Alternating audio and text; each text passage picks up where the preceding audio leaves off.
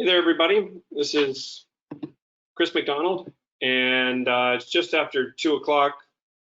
We do still have some people joining us, but I'm going to go ahead and get started. I have a handful of slides that I'm going to go through, and then from there, I'm going to jump into a couple of places where I think it'd be really helpful as the timer to know where some of your support pieces are, just because it can answer a lot of your questions and help you set things up. So some of this will be review for those of you that came to the virtual symposium and went through or have set up a number of virtual events. Hopefully we can get to some of the more complicated things towards the end, and then we'll open it up for Q&A. Hopefully a good bit of space at the end for that.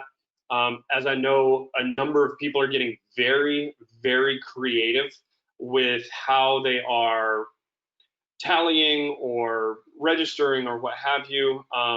So either myself or Matt Avery, who's also on the call, can help out and answer those questions.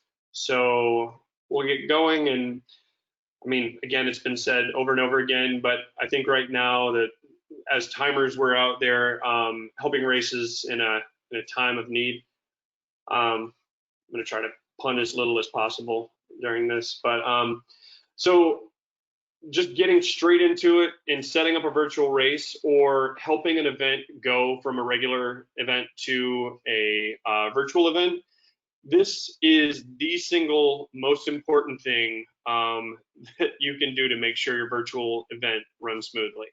And that is, if you're going to change, number one, if you're going to change from a regular 5K, most of you at this point have done this already.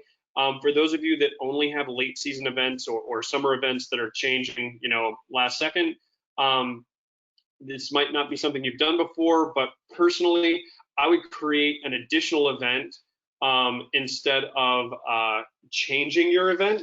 So if you have a current regular 5K, I would create an additional event called a virtual 5K, and then transfer everyone over into your virtual challenge. I just like to keep my my data from my in-person race to my virtual race separate, because a lot of events, you might not look at it this way as the timer, but a lot of events are looking at these virtual races and virtual challenges as an additional revenue stream for 2021. So they will likely continue holding this event. And the last thing we want to do is muddy the waters in between their in-person race and their virtual race, so that when they run numbers next year, hopefully, they can look at virtual to virtual, and then they can, do whatever they want to with that data. So again, I would create, if you're adding a virtual event, or you're switching to a virtual event, I would create an additional event, name it that virtual 5K, and just make sure this type is a virtual race challenge. If you're creating an event from scratch, set the name to whatever you want to, and again, just make sure this name is virtual race, or this type is virtual race challenge. Again, we're going to breeze through some of these things because they're fairly self-explanatory. You do want to set up your virtual address. You can put anywhere in there, zip codes of whatever. Make it obvious that that people don't have to come. There's a number of additional fields that you can use set to display that that the race is literally anywhere that the athlete wants to do it in. So you can hide the default place on your race page. Again, this is under race page, and race location. And again, this is, you guys are being looked to help a lot of your events switch over to virtual. I know personally, we're seeing races right now in December that are deciding to go virtual from the get-go, and they're renewing their race, but then they're wanting to change a lot of the information in there, and they didn't set up the event to begin with because maybe they're on your partner account, because you're helping set these races up as a timer. So again, this is something you should probably know how to do. So if they're wanting to hide the place section, again, that's race, race page, race location. You can also uncheck the show directions on the race page. You can also set a custom race date from the race page and miscellaneous settings, and let people know that they can complete their run anytime in 2020. And if you are, when you're setting these up, so, and I'll actually go back one. So when you're, when you're setting these up with the event, if you are doing, like, say you're adding race joy to the equation, if you are planning to do both a static defined course or courses and a run anywhere option, you will need two events. You will need separate events for this, because right now the way everything's set up is, and we'll get to this slide down the line, but you will set it up as one as a 5K, like a virtual 5K. This is our course, like actual course, and then a 5K run anywhere option. So we have two different options that people can register for.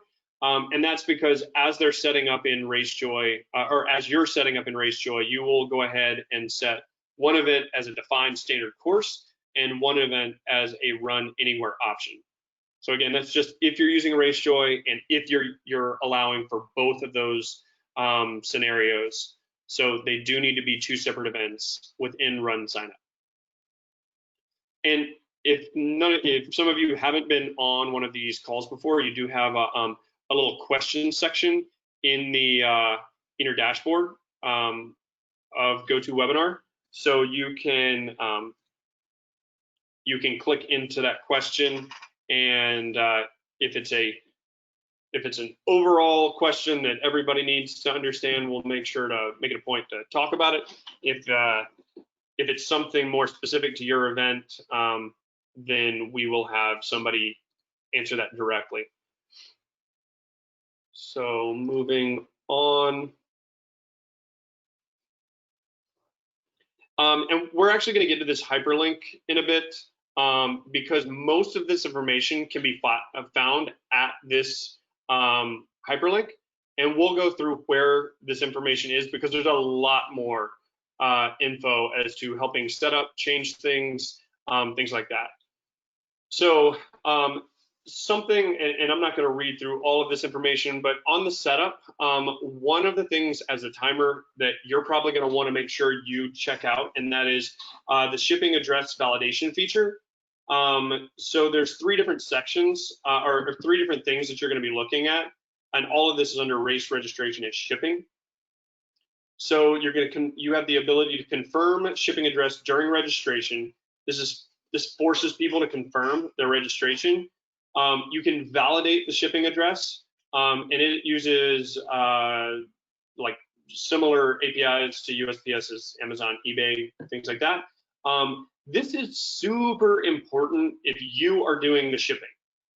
So if you're not validating addresses and you're using, whether it's stamps.com or ShipStation or whatever, because I know a lot of timers have kind of pivoted over to this as a business model to provide this for, whatever extra, a dollar or two extra on top of what you're paying. It's a lot of extra work if you're having to go through and you'll get like flags on red flags on ShipStation or stamps.com that it's an invalid or not able to be validated address. And you'll end up having to, type it into Google, search for it. Is this a real street? A lot of people won't put spaces where they need to. I've seen addresses that are just numbers. People foul that off a lot. So making sure you set this is going to make your life a lot easier. If you're not doing shipping and they're not shipping, then you don't need to worry about this as much. Obviously, everybody's going to be entering their address anyway. But you can also ask, if you have an in-person event, you can also ask for a specific event. You can click this button right here, only ask for certain events, and select the virtual event only. Prevent international addresses. If you've not gotten into shipping yet, then good on you. But if you have, you will know that international addresses can be a headache. They are incredibly expensive. There are some countries, Canada included, that can be even on the cheapest level, like nearly $20 to ship a shirt and medal.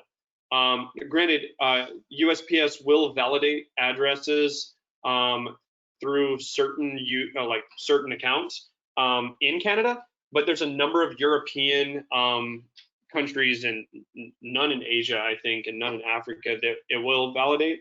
So you're basically crossing your fingers that those are going to make it there correctly.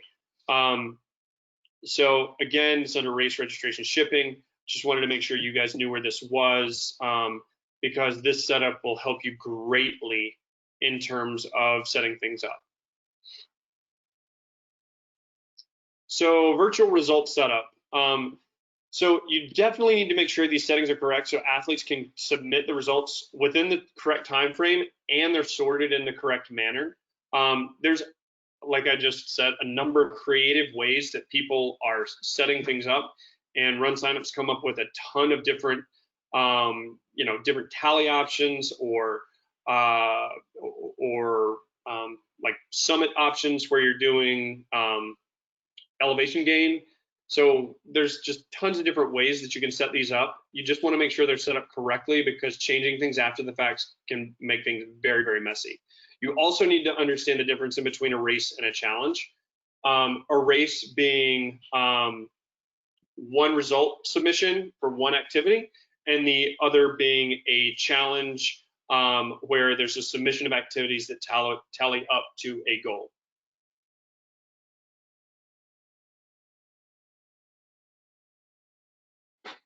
So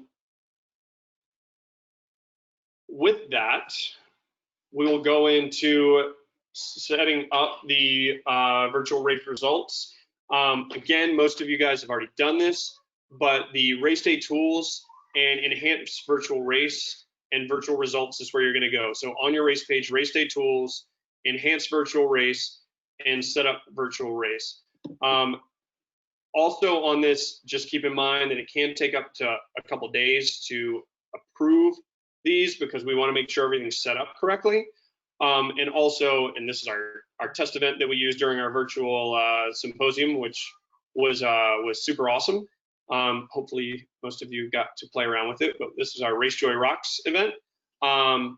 So this is like the second thing. If number one was making sure your event is selected as a virtual event or challenge, this is number two. Turn on automatic bib assignment. Hard stop, period, like bold, underline, italics. Go into bibs and bib assignment, and you want to set your bib range and make sure that this is auto assigning bibs so that you can set it and forget it. If you have a sellout event and you want to preset these numbers, that's fine. But for most of these virtual events, you're going to want to make sure that you're going to keep registering as people are competing or completing, whichever they're doing. And so you definitely want to make sure that this is set. So we will go on in the setup. So these result settings have a number of different things. Result dates, you're wanting to make sure that you're accepting results for the correct window. The results set, and we'll get into these a bit. So this is where you can create a new result set. You can merge two result sets, which is a kind of a new feature. You can set a result set in advance to for landing for your race joy results. All of that, definitely make sure you have that set up. The time allowed, this is your minimum and maximum times. And so for this, obviously you want to make sure you're paying attention to minutes and seconds. We've had a number of events that had, minimum time allowed of like 30 minutes for a challenge.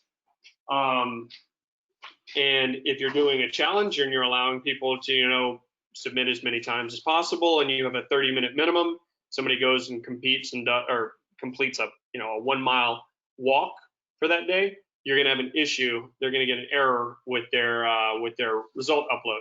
Same with maximum. If you've got it set to 1 hour and somebody takes 1 hour and 5 minutes, then obviously it's going to give them an error. If you're wanting to approve these, I know a number of timers have set a require race director approval for posting of results. You can select that. I will say if it's a larger event or a challenge where you're going to get a number of different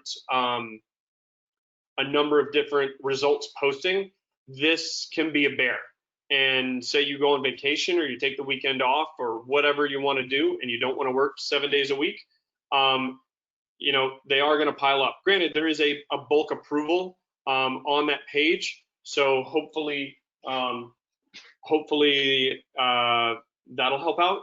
But and then this other button just below it is allowing participants to indicate they completed the event but not provide an actual time. And then you also can create your own custom virtual page, but be cautious if you want to opt to replace the RunSignup page entirely. So how to accept them and how can participants post them? Some of you may or may not have actually participated in a virtual event. So you might have set them up but don't know all the different options. So virtual races, you can't just have people complete, most of these things are optional. You're going to send them the swag anyway. Most are not having awards, and some that do have awards. You're encouraging maybe more people to post those results, and the awards are mailed out. I would say on average, there are no awards, and on average, most people are mailing out swag regardless. So with the different options of result submission, you have via form, RaceJoy, email, and text. And I've kind of put the first two at the top for a reason. I think they are the best options for result submission. And personally, I would say that form is the easiest, most like ubiquitous form of results posting. And that is because they can get to this through your results page and on their user profile. So, and we'll show you how to do this. It's super easy, and it's very self-explanatory for the athlete. RaceJoy, if you're doing a set course or race anywhere for a specific virtual event, non-challenge event, it's fantastic because people can start RaceJoy and it's auto-submitted up to your result set that you've pre-made. And what's great about that is they don't have to go back online. They don't have to do anything else. They can just submit, which people really like not having. I mean, think about most of your athletes. Are they going to go and do a second thing? Are they going to follow directions? Likely not. So having them just run RaceJoy and it auto submit, they don't have to do anything else. So submitting via email, the email results allows people to submit the results. They're sent at least 2 emails with links on how to do it. They're customizable, and you can add anything you want to in there. And then via text. So text initially, when it first came out, was like the best thing, even better than sliced bread. As we started making more and more improvements to our virtual platform, it actually became less helpful. Now, granted, if you're only doing like a specific race and you're not using RaceJoy, this is a decent option to use. However, a lot of people don't opt into the text, and so then they get confused as to how to post results. So even still, you're probably pointing them back towards the form. So you can use it. There's nothing wrong with it, but RaceJoy does similar things in a much easier fashion. And for all those people that don't opt into text, you're sending them this way anyway. So that's why I say that text is not as used anymore. So just keep that in mind as you're setting things up. So here is the form submission. I'll kind of walk you through what they're going through. So they would go to their your event page, hit results, and there's a big button. And this button appears. I've had events say, "Oh my gosh, my button's not there. It's not working," but their event date hasn't started yet. And so if you start seeing or you start getting responses from your race director freaking out that, you know, this button is not there on their results page yet, let them know, like point them back to you said you only wanted results from August 1st to, you know, August 14th, and we're in mid-July. So that button will appear once August 1st at whatever time they said rolls around. And so once somebody hits the results and hits this button, it drops them onto this page. And this allows for a search by name or search by address. And so at this point, they drop on, and there's a button underneath their name to submit virtual results. And so for this specific one, it's a enter your time. You do not have to enter this. And you can even set it to only allow me to post results when I'm logged in. That way, it's verifying that you are who you say you are. So enter your time, submit activity, and it posts up and drops into your results. So again, super simple. Most people, once they do it once for, like, say, a challenge, they've got it. It's almost like keeping a diary. So through the profile is almost just as easy, and you'll see the exact same looking slide right here. And that is, you know, clicking on their profile, going to their upcoming event for that event, and there's a button that says submit virtual results. And then this screen pops up.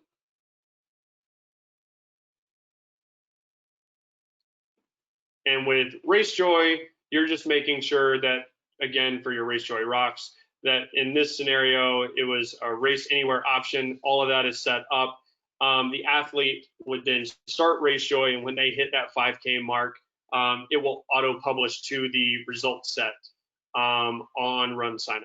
And I believe we have a couple slides of that. If not, we have a link that will push us there. So virtual results setup in terms of types of setups, sorry. There's three main groupings that they fall into. That's basic. There's multiple registrations that drop into a single result set, and a single registration that go into multiple result sets. And we have very few pictures of cycling on here, so I did that for Matt Avery. You're welcome, Matt. Matt's a very avid cycler, so cyclist. Struggling with my words today.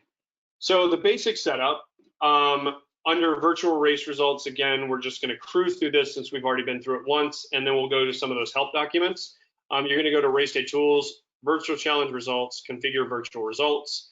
You'll enable the virtual results for the ones that you want enabled, and you'll complete the settings that we just talked about and click Save. Pretty easy. So this is a one-to-one. So for each event, they each have their own result set. So multiple registration options with one result set. So for this, you're going to enable virtual results. And this is like a 5K no shirt and a 5K with shirt, or a 5K no medal and medal, but they're both the same event. So it's a 5K event where it's user submitted data, but you want all of it to go into one result set. So you're going to enable the virtual result set for the event requiring results. And from that, you're going to go to Race Day Tools, select your virtual challenge, and choose the event that'll be funneled into. So whichever one you want to, you'll choose that. And then you'll go, and this is a long and a short t-shirt option. And so then you're going to go into your edit result settings, and you're going to set your result set here. Again, you're going to make sure all of these other event settings are correct. And then you're going to create that new result set, drop it in here. And then from there, you're going to enter the label, the new result set label. You may need to adjust the name so that it makes more sense to people. And so then you're going to select alternate events that are also going to use this result set. So again, this is the first you've heard in this chat about the alternate event set, and that's how you're pointing it back to the result set.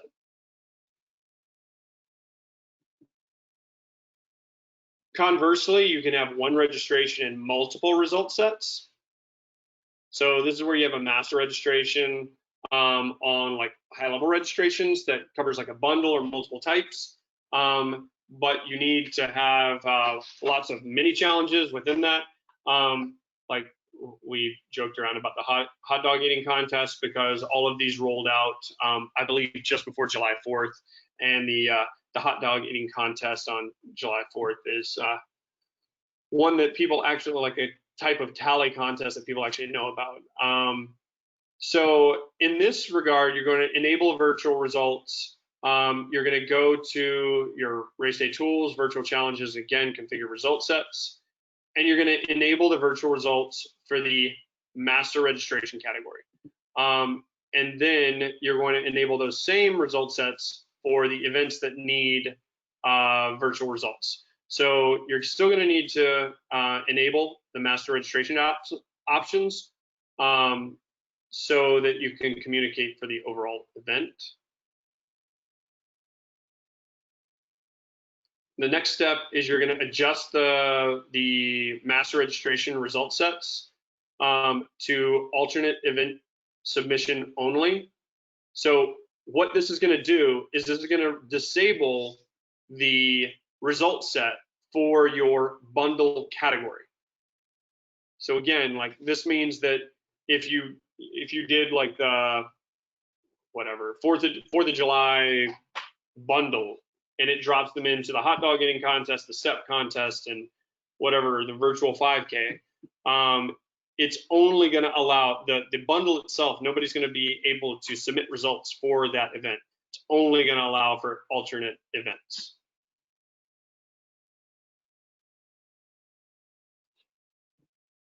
And then you're going to create new result sets for all of the other events needing result set. So you're going to go to your list of virtual events and the virtual challenge results tab. You're going to scroll to the result setting, and you're going to add the result set for each event. So you're going to create a new result set. You're going to create a new result set name, and that will point the results on a one-to-one. So then you're finished adjusting the settings, click save, and do this, step repeat for each additional event.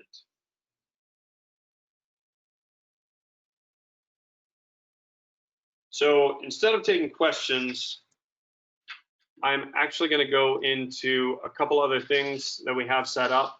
One is the virtual race hub. I'm not sure how many of you, probably should do a poll just to see how many of you have actually been to this page. But I'm not great at polls with GoToWebinar. But under this, I mean, if you really need to, you can request a demo of how it works. But there's a whole lot of tutorials and blogs on how to make this work. So of these, you also have setting up virtual results, virtual result enhancement, race joy for virtual, the virtual race info. All of these are already on here, and it points at the blog. So if you just drop in, this webinar is going to drop into webinar, sorry. If you drop into the webinars and blogs page, let's see. Each one of these is going to drop you into a webinar that you can go through. And you can also check out virtual features underneath here. And all of the different parts and everything that we're telling people to do is under this. Enhance free virtual results. Click on this, and it tells you about how to set up the different like text services. Facebook fundraising, all of these are things that your event is going to be interested in. So the other thing that I wanted to point you guys towards is on the RunSignup support side. So if you go to runsignup.com, and I think I can actually get there from here. So under learning, if you go to support right here, it will drop you on to the FAQ page. Again, I feel like not very many people use this with some of the questions that we see, but this is an awesome resource for how to get there. Go ahead and close out of that. But this is one of the pages that that you can go to, and all of this information. Like, for instance, what did I say? One of the most important things to do is make sure that your virtual race is on there. And there is a webinar on Crash Course Challenge setup. There is how to actually do it step by step by step. And so again, I'm not going to go through this because it is at your disposal. If you just type in enhance virtual race, you will get, let's see if we can get it right here.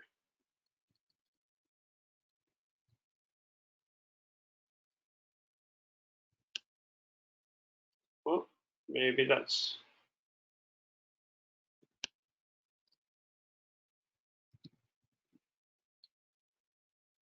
So, boom, if you just type in the word enhanced, it'll drop you onto this. So every one of you knows now how to get to this, which again has tons of information on how to set this up, things to look out for, other links to point different directions, how to set up your result set names, how to group events together, allowing for people to submit multiple activities, putting in your maps and your GPX files, how tallies work, setting your distances in different, custom or distance in miles or whatever you want to do, allowing them to upload quicker by only using the last 4 of their phone number. In terms of editing the enhanced features and the activity types is on here. You can set elevation gain in here. You can set to require at least one activity type. Again, like all of this information is at your disposal. Setting goals for this in terms of a set amount so you get percentages for percentage of completion and setting a progress goal. So all of that is on this page, and you can search out from there. And then obviously, I don't know of anyone that's actually used this button. I'm sure someone has, but this is a super useful if you want to remove the enhanced virtual features from your event. And so I know the person that asked this question had it answered, but it might be helpful for you guys, and this actually leads into poking around in a sample virtual event that is set up. But someone wanted to know how you transfer the original 5K participants to a new virtual 5K event. And so what you would do, I actually use this search function quite a bit. So if you type in the word bulk in here, you get a number of different options. So bulk race transfers and event transfers are super helpful. So if you click on this, you can actually drop in the reg IDs, or you can pick people from specific events, and you can select to either remove them or not remove them, and you can start that race transfer. So again, if you need to be able to get there without the menu search, it's under participant management, and it's what, seventh thing down maybe, plus or minus. So this is where you get there. Just keep in mind that if you end up transferring people out from this event to another event, all of your and when I say event, like if you change from the race to like the reindeer run in December, all of your finances are going to stay here, so those aren't going to follow. There is another helpful tool that you guys might want to check out, and that is there's another page. I'm going to go ahead and see if I can add it.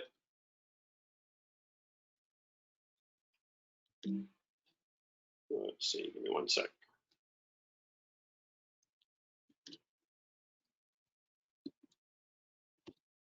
The coronavirus page that we made has a lot of information on there. So again, this is another, if you go to RunSignup and search for coronavirus, or just Google search for RunSignup coronavirus, there is information on here about how to do event transfers, registration transfers, in terms of allowing people to transfer from event to event.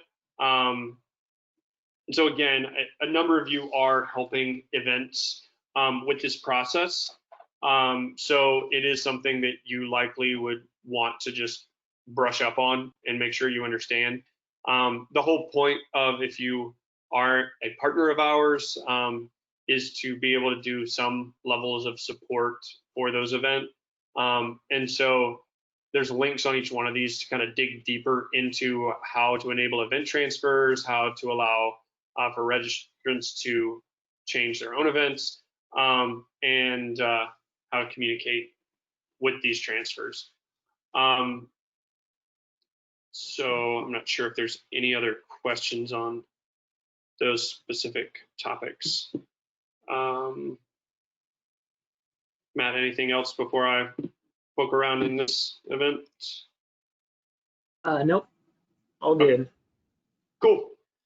Great to hear. So again, I'm just going to kind of poke around in this test race so that you guys can see. Again, if we go into race and race wizard for this event, and this is just a super simple event, it looks like our font is awesome. I'm glad that we entered in so much race description here.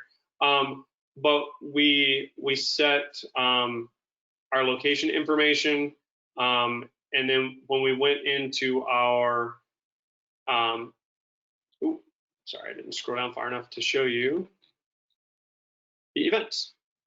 So we have the events. Climb to the Moon is a virtual race challenge. Start and stop times are 45 minutes. So we have other events like the 5K, which is a virtual race challenge that is open-ended, run across the country. Again, these, we're just playing around with a lot of this information. So we'll go back into the race dashboard and check out the race day tools. So again, virtual race challenges and configure virtual results. You can see some are enabled and some are disabled. So for this challenge bundle, you can see how this is a bundle, alternate event submission only, and these are the alternate events that they're allowed to submit for. And I'm just trying to make sure that this makes sense for folks that are planning on doing like a single registration, but it gives people the ability to do multiple different challenges. And again, this is selected. And like I said, I'm not a big fan of having this checked personally. Some events want to require it because they might be doing awards. So if you're doing awards for your virtual event, you probably do want to require race director approval. That way you can confirm that the result is in fact accurate. But this allows participants to upload their results more quickly. And so you can see that for this event, results started back in May and it goes to January 1st. for all of these events. So for all the other events, when we go in, we go to the virtual results settings. You can see that this one is allowed from now until 10:10. It is a challenge event. They're doing times and distance completed with a custom tally type. And let's see, the time can be whatever they want it to be. I think we're on push-ups. So activity type. Again, this is apparently yoga is the activity type for this specific event. The time entry is optional, and there's no requirements for any of this. So I know a number of you guys have set these up. Are there any specific questions about setup? Just because I don't want to talk about like some very like specific things that we have set up and we're just playing around with. I wanted to make sure that you got questions answered in terms of how to set this up and how to take care of the virtual events and virtual event submissions.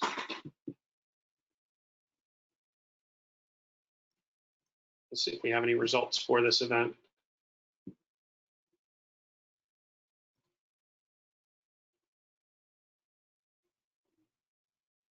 So you see the virtual submit virtual results set.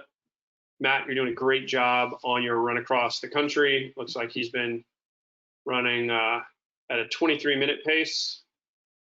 Like we said, he's a cyclist. And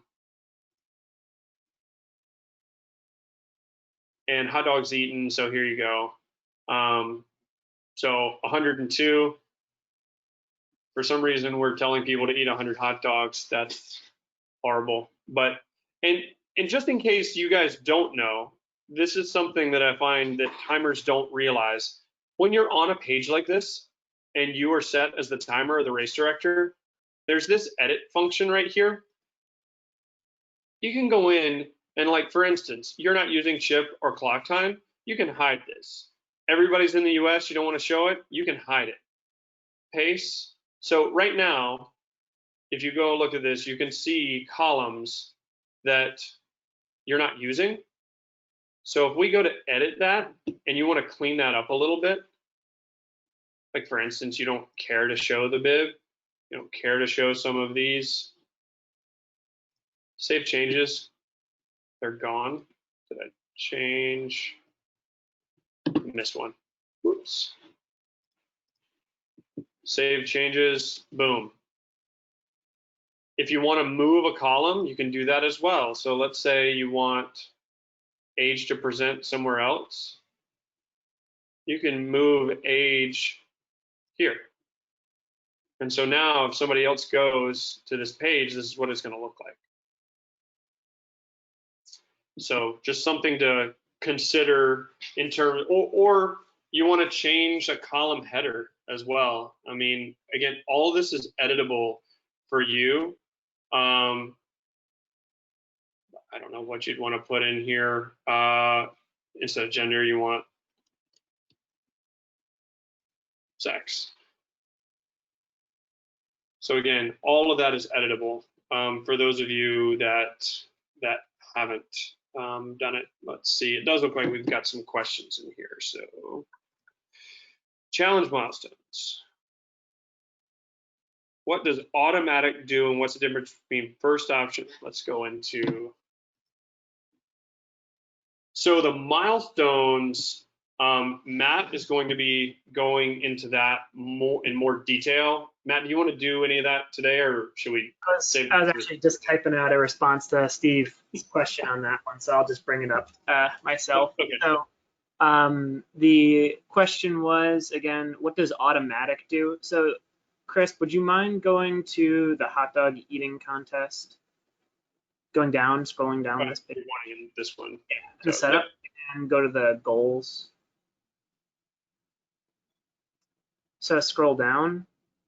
So he's asking about this badge type field. Yep. set to automatic. So automatic just means that it generates a badge for you based on the activity type you have. So we have some badges that have a little runner icon, a little cyclist icon, and a swimmer icon. So if you happen to set up a badge for one of those event or activity types, it would choose the right one. If you wanted to, you can override that and pick any one that you want. So if you just select that drop down for badge type, Chris, you'll see we have a bunch of different options. So custom is like if you want to upload your own, and the rest are just event specific. If you do automatic for one of the options that's not there, like not running, not biking, and not swimming, it would be a blank badge, but it would still look similar to the ones that we show. And what is the difference between first option for milestone and the activity specific milestone? So that would be like if you had a triathlon challenge where people are trying to do as many miles as they can running, swimming, and riding a bike, you could have activity type milestones. So you could say for the bike, I only want to give them a milestone for each 20 miles they've ridden, but for the run, you want to say give them a milestone for each 5 miles completed. And the overall would be, I don't care what activity they did, I want to give them a milestone for every 100 miles, just total. If the challenge is only one activity, which they're asking which one do you set? You could set either in that situation. I see a lot of people won't even create an activity type if they only have one activity type. But in that use case, it would be no difference between them. Cool. Thanks, Matt. And Mitch had a question about, can the results be taken and added to our race website results page? So I will kind of answer that twofold, I guess. I'm not sure if you mean that, can you add this to your custom page somewhere else? And you can, though, the whole widget iframe thing is not, I think it's in the process of being shut down by a lot of different browsers. So, but you might mean that can you upload results into RunSignup? And that answer is yes. So all you would need to do here is in results, you can upload results. There's a number of different ways you can upload results in. So you can upload results in here and call your result set whatever you want to. You can upload pre-formatted results if they're PDF, HTML, TXT. And then there's also the Dropbox results. The edit result function, that's really, it's either A, going to drop you into the results here to edit, or B, if you want to change the metadata, which is basically, most people when they're dealing with this, is they want to change the result set order or the name. Most people aren't changing many others, but you can set it like if you have a whole bunch of splits and it's just making your results page like super long, people have to use the scroll button to go back and forth. You can hide the splits in the results, and what that does is it allows for people to see a more simplified version on their page, and when they click in to the event,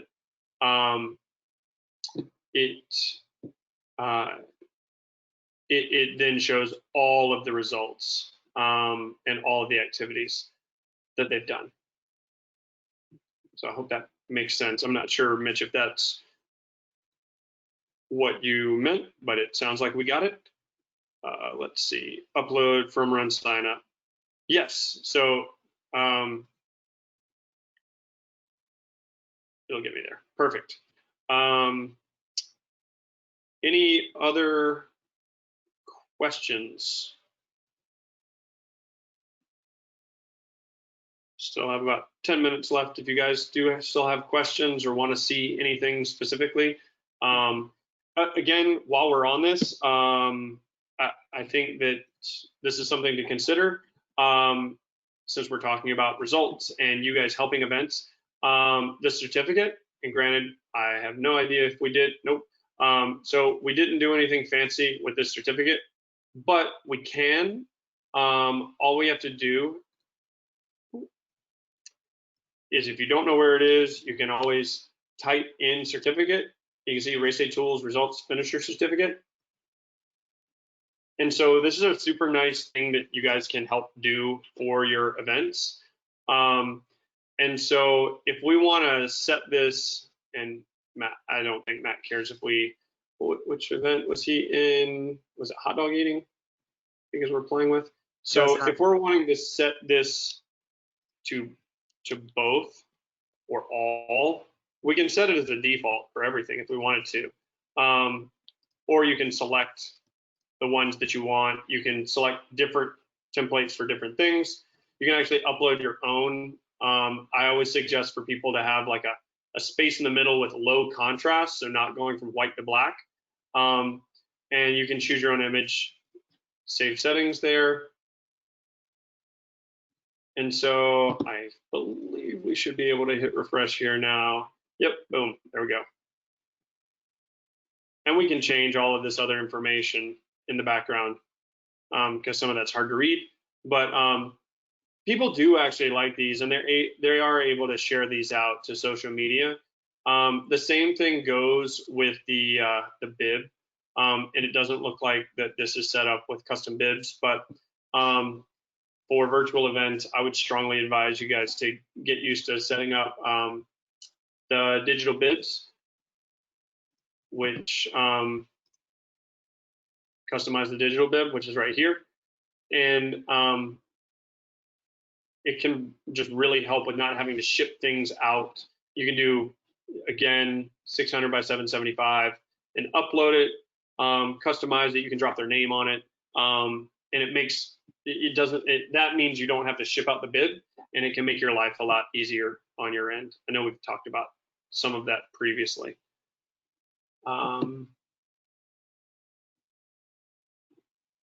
Any other questions?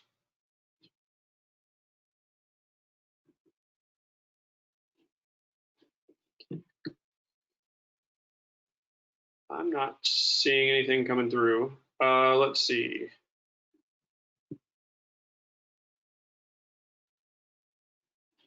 So Steve is asking, the fields on bibs and certificates, they can't be moved all over. Like, cannot put the bib number in a corner. So yeah, you can edit things. So what are we on? Bibs, customize bibs. So if you go to customize here,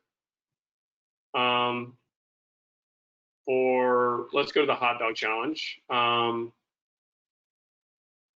we'll just make this one for hot dog challenge, and we'll customize it.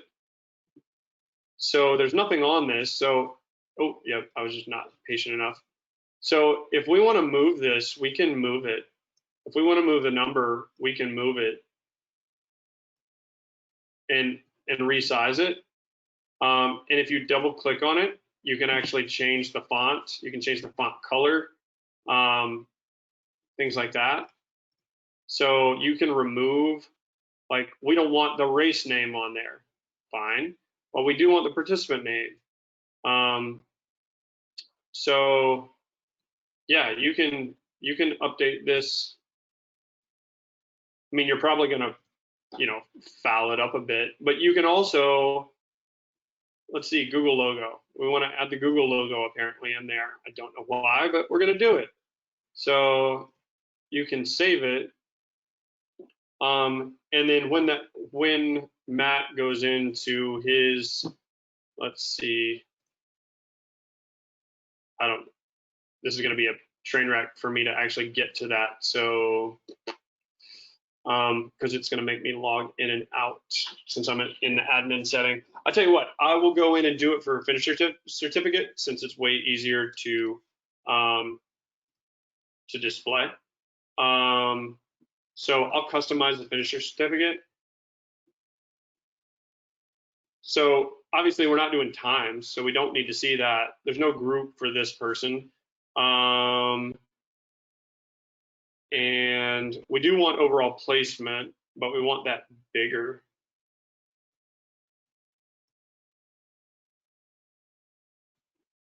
And I don't really know what fields are on here, so I'm just making stuff up. And then let's put the Google logo on this one for no reason whatsoever. It's gonna kind of be, oh, and let's change his name, font color to red. That's gonna be ugly. So, and we'll change the font itself. So yeah, that's about as ugly as it could be. I dig it. So we're saving that, and we go back to his certificate. We can hit refresh. Woo, that's nice and pretty. So you can drop whatever you want to on there, Steve. And the only reason it's a little bit harder as an admin to go in and check out the bib. So this is a lot easier, but it does the same thing. So you can drop logos in there, sponsors on there. Obviously, you do need to change this certificate if you're not doing a time. You need to remove the time and put like hot dogs eaten instead. So yeah. Yeah, well, Steve, if you're having trouble with it, yeah, I see your link, and I will add it, and I'll ping you afterwards. So there's that. So the bib number, you do have issues with like things that want to be a certain size. So yeah, but I'll just I'll shoot you a call or a text or something like that as soon as we hop off. And that being said, just going back to this, if you do have questions about this, feel free to reach out, just because we are kind of reaching our 1 hour time slot. And shoot me an email, Chris@RunSignup. And you know, if we need to hop on something specifically, we can go through that. I think most of you on this have probably emailed me, and we've chatted previously. We'll run sign up. We have one more question. We'll run sign up, calculate the order of finishers based on results uploaded. Yes, so it will calculate the number of finishers based on the number of, I don't think it's at the number of results. Actually, yeah, it is based on the number of results, not the number of people. So that number will change as things happen. You don't need to, yeah, that's an editable field on your certificate. So if you go in here, you don't, there it is. So this overall placement is part of, if we remove that out, let's see. So full finishing info, basic finishing info, you can see where all that drops in, and it auto calculates this based on your event. So I hope that answers your question, Isabel. Can you have age group results? So let's see. Yes, if you set the divisions in there, you can. Matt, do you know of a virtual event that has, let's see if this one. I was just typing out a response to this one, Dave. So the question is, can you have age group results? And for a standard virtual race where it's like a 5K or a 10K, you can certainly go in and set up divisions, and they'll work just like regular 5K, 10K divisions would work. It always, you know, sorts everybody into the divisions based on their finishing time. For a challenge event where you don't have, where you're sorting it based on like number of hot dogs eaten, it won't work, or it will work, but it'll sort by the amount of time it took you to eat as many hot dogs as you ate. So it won't be maybe what you expect, because it's always either sorting by the clock gun time or the chip time. There's no option in divisions to sort on things other than clock time or chip time.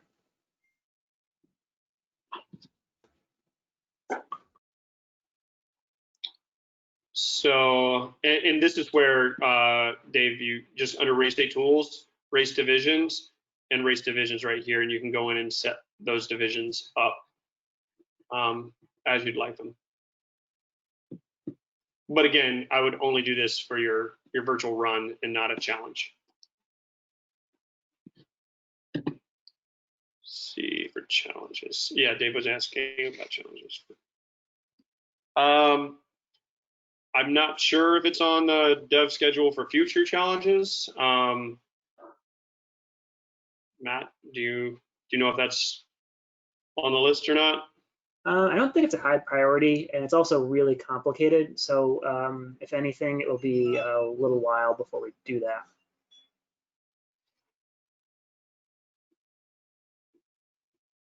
Glad we had some good questions there at the end. You guys were holding out on us.